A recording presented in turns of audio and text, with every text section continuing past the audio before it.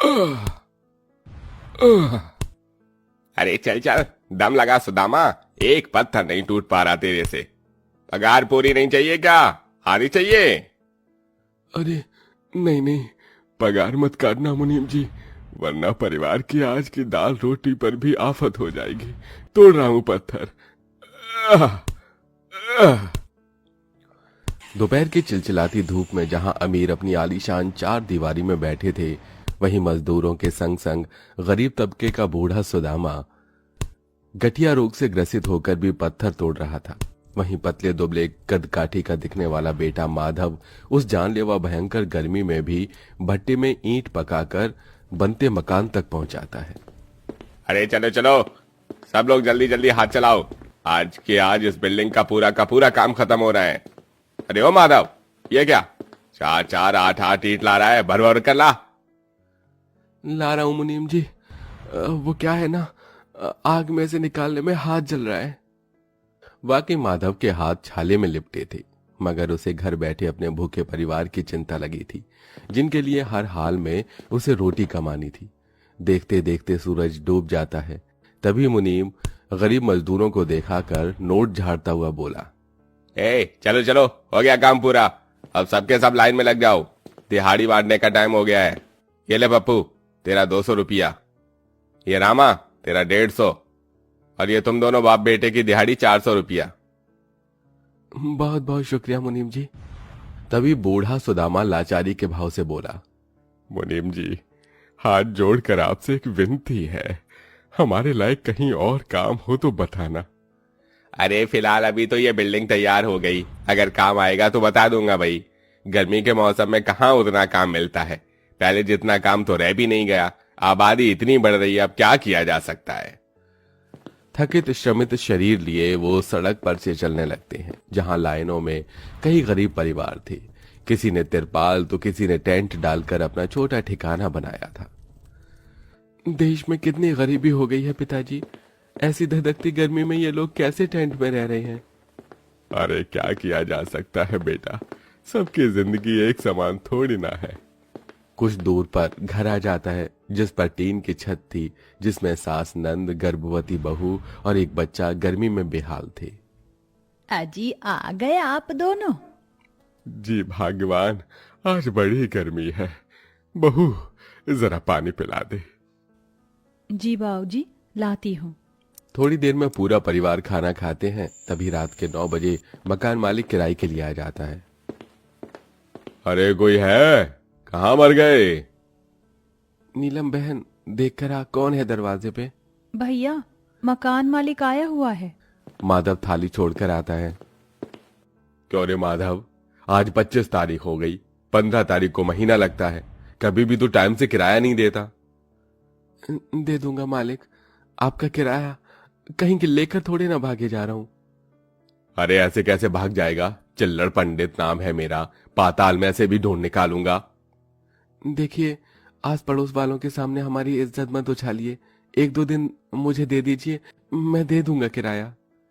मकान मालिक के जाते ही जान की चिंता के भाव से बोली, 2 दिन में किराया कहाँ से दे पाएगा बेटा, थोड़ी और मोहलत ले लेता। तुझको पता है ना ये चिल्लर पंडित टाइम का कितना पक्का है। 2 दिन बाद आ धमकेगा और घर से बेघर कर देगा हम सबको। बेघर होने की नौबत का सोचकर घर के मुखिया सुदामा के चेहरे पर लकीर आ जाती है। परिवार में से किसी को भी नींद नहीं आती।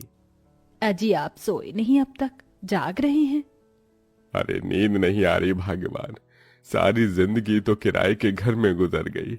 न जाने कितने अमीरों की बिल्डिंग बनाई, मगर खुद का एक घर नहीं बना पाए। इसी बेबसी में बूढ़ा सुदामा फूट फूट कर रोता है। अगले दिन दोनों काम के लिए भटकते हैं।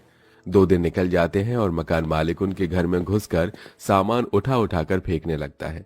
देखने वाले लोगों की भीड़ लग जाती है। बुआ दादी, ये हमारा सामान क्यों फेंक रहे हैं? इन्हें भगाओ हमारी गर्मी से। हे छुटकी, ज्यादा बोली ना तो उठा के पटक दूंगा, समझी? मालिक, हाथ जोड़कर विनती कर रहा हूँ, हमें बेघर मत कीजिए। इतने सालों से यहाँ रह रहे हैं, इस गर्मी में परिवार को लेके हम कहाँ भटकेंगे। मेरी बहू भी पेट से है मालिक। हाँ तो मैंने थोड़ी ना किया है, खाने को होता नहीं है और बच्चे पैदा करते हैं। अरे चलो दफा हो यहां से। पूरा बेघर परिवार गर्मी के उस कहर में कंगालों की तरह सड़कों पर भटकते हैं। सबकी आंखों से आंसू बहे जा रहे थे। भगवान भी बड़ा निर्दयी है। भूख, गरीबी और बेघर होना सिर्फ गरीबों के हिस्से में ही लिखा है। भूखे प्यासे धूप में चलते फिरते बेघर परिवार में सबसे बड़ी पीड़ा में बहू थी, जो कोख में औलाद समेटे हुए थी। माँ जी, ओह क्या हुआ भाभी? माँ देखो ना। हे भगवान, इसकी तो नस तन गई है। जा रे भगवान, इतना हरजाई क्यों है तू? बेटा कुछ कर। माधव कुसुम को गोद में उठाता है और पूरा परिवार पेड़ पौधे और छांव देखकर एक पार्क में आते हैं। मगर तभी गेट पर बैठा एक मुच्छड़ सा गार्ड गरज कर बोला, हे हे हे, ऐसे भूखे नंगे की तरह कहां घुसे चले आ रहे हो? चल चलो भागो यहाँ से। बेटा हम पर थोड़ा तरस खाओ, हम बेघर हैं, गर्मी का मौसम है, थोड़ी देर छाया चाहिए। लेकिन ये सोसाइटी का पार्क है, ये लोग गरीबों से चिढ़ते हैं, मैं मदद नहीं कर सकता कोई भी। अंकल अंकल हमें अंदर आने दो प्लीज प्लीज। मेरी मम्मी के पेट में बाबू है, उनको हुई हो रही है। मैं हाथ जोड़ती हूँ, पैर पड़ती हूँ। मासूम सी रूही मिन्नतें मांगते हुए फूट फूट कर रोने लगी, जिसे देखकर सबका दिल फट गया। लेकिन गार्ड का दिल नहीं पसीजा, क्योंकि यहाँ हर कोई पहले अपना देखते हैं। सब आंख में आंसू लिए आगे चलते हैं, मगर उनका गरीबी भरा भेष देखकर हर जगह से लोग उन्हें भगा देते। किसी तरह फुटपाथ पर ठहर कर वो रात बिताते हैं। अरे आज तो रात यही काटनी पड़ेगी, मेरे पैर फूल गए हैं। पर ये जमीन तो आग के जैसे तप रही है जी। किसी तरह हाथ पैर सिकोड़कर बेघर परिवार सो जाता है, लेकिन घर तो घर होता है। सवेरे सूरज की किरण फूटते ही एक पुलिस वाला बुलेट पर सवार आता है। अरे ये देखो, ये गरीब लुच्चे लोग कैसे सड़क पर मौज काट रहे हैं, अभी इनकी नींद हराम करता हूँ। ये कहते हुए निर्दयी पुलिस वाला सबको लाठी मारकर उठाता है। ए चलो चलो उठ जाओ, वरना बजाऊंगा एक लाठी और। वाह, अरे ओ दरोगा बाबू, तुम लोगों की लाठी हम जैसे गरीब बेघर लाचार लोगों पर ही चलती है, कहीं अमीरों पर क्यों नहीं आजमाते हो ये डंडा? असहनी सच सुनकर पुलिस वाला दांत पीसकर एक और लाठी बूढ़ी जानकी की पतली दुबली पीठ पर दे मारता है। जानकी मचल कर रह जाती है। माँ, ओहो। क्यों बुढ़िया, अब लेगी पुलिस वाले से पंगा? हाँ बोल बोल। याद रखना दरोगा, भगवान की लाठी में आवाज नहीं होती। गरीबों को जितना सता लो, वो बैठा हुआ सब देख रहा है। बोल बढ़िया। हाँ ओ बढ़िया, बोलेगी ज्यादा हड्डी तोड़ दूंगा। बाप की सड़क समझकर डेरा जमा लेते हो, चले जाओ यहां से। अरे जा रहे हैं साहब, बस जा रहे हैं। एक बार फिर पूरा परिवार तपती धूप में सफर तय करता है, जहां वे लोग एक बड़े कचरे के कंपाउंड में पहुंच जाते हैं, जहां टेंट ही टेंट के घर बने थे, जिसमें गरीब परिवार बसे हुए थे। अरे वाह दादाजी दादी, ये कैसे घर है? इसे टेंट घर कहते हैं रूही। तभी बहू गर्मी से बदहाल सास ससुर के हताश मुरझाए चेहरे को देखती है। माँ जी क्यों ना हम लोग भी ऐसे ही टेंट घर बना लें, गर्मी का मौसम है, सड़क पे कब तक बेसहारा भटकेंगे।